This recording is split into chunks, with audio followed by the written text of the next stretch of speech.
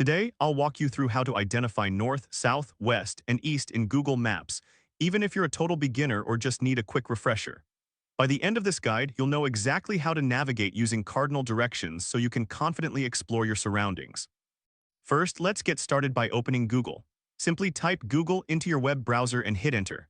Once you're on the homepage, look for the grid icon in the upper right corner, which represents the Google Apps menu. Click on it. This will give you access to various Google services, including Maps. Now go ahead and click on Maps.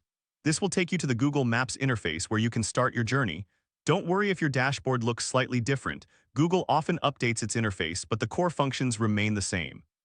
Once you're in Google Maps, we need to ensure that the compass feature is visible. Click on the layers icon, which usually looks like a stack of squares. This feature is only available in the 3D view, so make sure you have that enabled. The compass will appear on the screen, indicating the direction you're facing. This is crucial for identifying north, south, west, and east. Now take a look at the compass. The red arrow on the compass is your primary indicator. Right now, if the arrow is pointing straight up, that means you're facing north. This is a great reference point for understanding the other directions.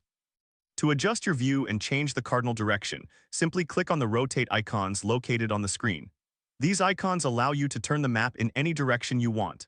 As you rotate the view, pay attention to how the compass changes. This will help you become more familiar with the layout of the map.